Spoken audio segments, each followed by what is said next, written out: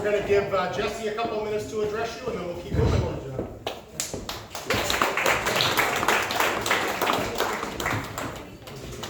Good evening. How's everybody doing today? Pretty good. Excellent, excellent. That was a great presentation. I love that. You know, I want to jump off a little bit of what he had to say, with culture. You know, a lot of people will say, I'm a Republican, I'm on your side, but, I see a lot of people say they're Republicans and they're on our side, but are they really? I mean, we keep stipulating that there's a huge climate crisis. They're gonna just keep getting traction on this climate crisis hoax, because that's what it is, and it's all to grab power. You've got people who are just hell-bent on selling renewables from China because they're profiting from these renewables. But let's take a look at what they do to the environment, because climate change is a hoax. We know the only consensus from the scientists on climate change is the fact that in the next 300 years, the sea level is going to rise by 1/8 of an inch, and we're going to be 4 degrees warmer. That's the only consensus that all the scientists agree on when it comes to climate change. But the environment, what these renewables are doing, pulling cobalt out of the ground, out of Africa, what it actually does to the climate is irreversible. Pulling the lithium out of the ground in China, also irreversible. Where we're putting these renewables, the wetlands, the coral reefs, it's destroying the environment. And then think, you've got all these solar panels going up, and their plan to become energy dependent takes up about 6 states worth of land. Just all you see for the eye, as far as the eye can see, solar panels. What do you think that does to the ground, the environment underneath? You've got millions of acres that will never see the light of day again. And you're gonna tell me that that doesn't destroy the environment? Of course it does. There is consensus in the scientific community on what I'm actually saying. But the problem is, we keep stipulating, saying, well, on the way to net zero, we still need to use oil, so, we'll get there. We do not want to get there. I mean, we found very, very climate-friendly ways of actually using gas and oil now. The regulations are way over-regulated, but we know how to do it clean. We do it cleaner than any country in the world by about 30%. But we keep pushing this climate change. We keep letting them push this climate change. And we don't ever counteract it. We need to counteract it with the actual truth about what's going on with the climate change, because this to them, this is not just some political movement. This is a religion. Climate change is the religion, and the Democrats, they dub themselves God of this religion, because Build Back Better is all about climate change, but it's all about empowering these Democrats to control everything. Everything from the 1/5 of our economy with this healthcare to energy and energy dependence, which we're not anymore. And we keep capitulating to this, and we don't ever, everybody wants to avoid it. I watched Jeff Dale, I love Jeff Dale, but I watched him sit there and say, yeah, well, we need to get more renewables. And I remember having a conversation with him and saying, you've got to stop saying that, because we don't need more renewables. These renewables are actually destroying the planet. When you pull the lithium out of the ground, you've got to let it dry out in the sun. And you have birds that land it, they fry as soon as they land on this stuff. I mean, they're gone. This stuff is toxic. It is horrible. And then you have a battery that only lasts for 6 years in these cars. And what do you do with the battery? That's going back into the earth. And the way it's going into the earth is not the way it came out. It is extremely toxic. So the problem is you have people that want to save the country. They, want to be America first. But here's the thing. They're not willing to take it as serious as the people who are willing to destroy the country. They'll take it serious. We got lawyers throwing top cocktails inside police cruisers. I mean, that's how serious they are about it, and we're just not serious enough about stopping it. And that's part of the reason why I decided to run for state committee, is to actually sit there and show people we need to change the culture. I mean, I try so hard to get it in people's head. It's not just, you can't just go to political events and talk politics when it's, especially when it's campaign season, because you're only gonna get your meat and potato, your base. You're only gonna get your base hearing you. You need to get out there into the community. I talked to a campaign, I'm not gonna say what campaign, but I said, listen, this is a great skateboarding event coming up. It's a championship, it's here in Massachusetts. We should send people out there, fearless, and do a little bit of campaign and talk to people. Nah, it's not political. We don't want to waste our time on it. Well, listen, Warren didn't think it was a waste of time. She sent 3 people there for Haley. They registered 1,000 people at this event. 1,000 people, that probably 80% that will vote for them. That's a big hit. That's getting involved in the culture. It's over and over. I keep hearing people, say, well, they don't want to hear that. They don't want to see that. But we throw these fundraisers for the donor class, but half of them they don't even go to. I remember going to a Jeffrey Parquette fundraiser. I think there was 6 of us that went, 8 of us that went. And I was like, I feel so bad. And he's like, well, why? I got all the donations I wanted.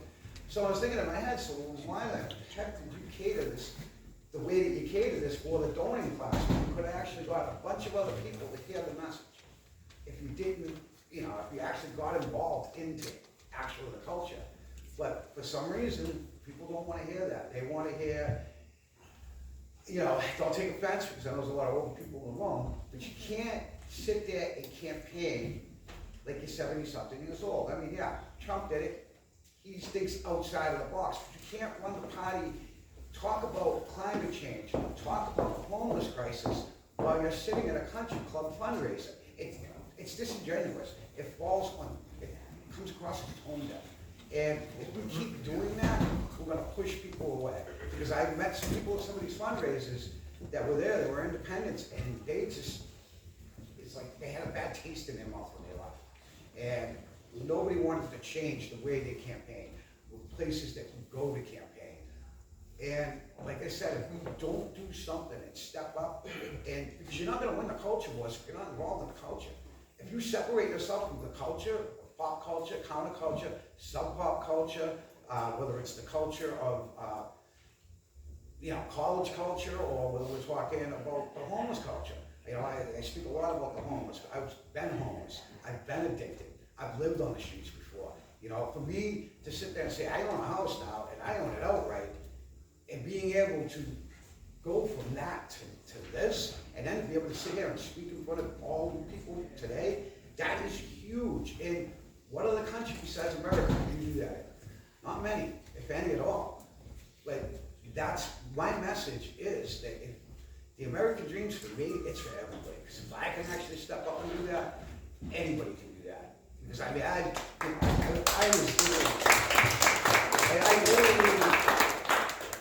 you wouldn't want to know me 20 years ago. Maybe not even 10 years ago. And me and my fiance, we've been together 13 years now.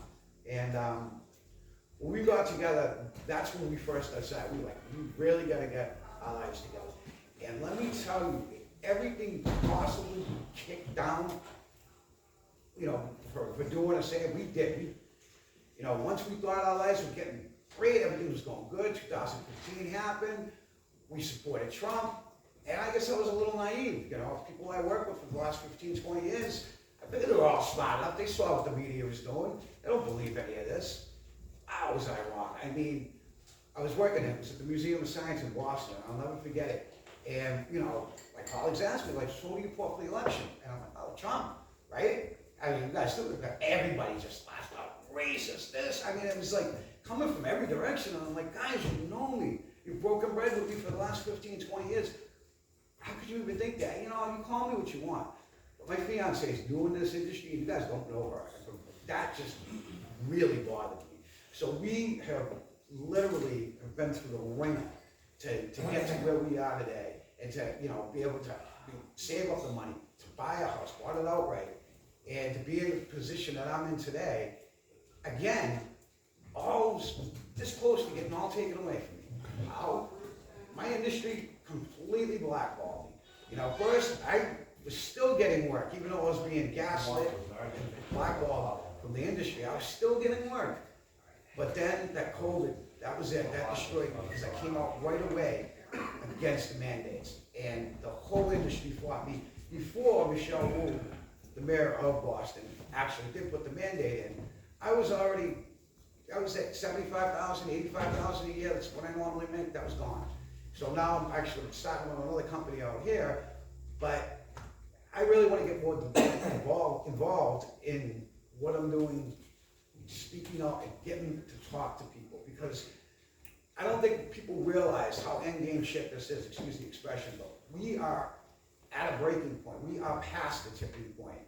I mean, people need to wake up. The Civil War has already started, you know, and if you're not recognizing that yet, you know, really take a look. Go get on Twitter a little bit more. I'm not even on Twitter, so for me to say that, what I've seen Elon Musk do, I've seen him step up, and everybody's like, well, he's red-pilled. This guy's a libertarian, he's not a Republican. But I see him doing stuff that the Republicans should be, you know, taking serious right now. This guy he's not left, he's not right. He's not opening up free speech for one side. He's opening up free speech for everybody.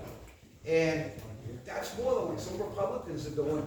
They're being feckless. I'm very against the rhino establishment that is not going to listen to new ideas, that is against the American First candidate, that is against what going forward I think we need to be as a party, because everybody wants to sit there and blame Jeff Dale for being too Donald Trump. That is not what happened. That is not why he lost by that much points. This blows my mind. That's another thing with the mail-in ballot. My point is that it wasn't Donald Trump that lost it. It was not being authentic, not talking to the actual people, and talking to your donors and your political us. That is not going to win you elections. As committee, number one thing I want to do is listen to all of you guys, what you all's ideas are for going forward. Because it's not about me leading you guys. It's about me being your voice and you guys to lead us, all of us, as a collective whole, as a Republican Party, to get out there and win elections. I mean, we lost every election in this state.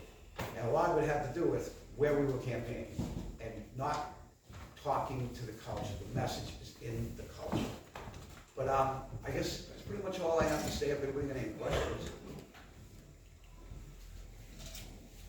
Also, I do want to.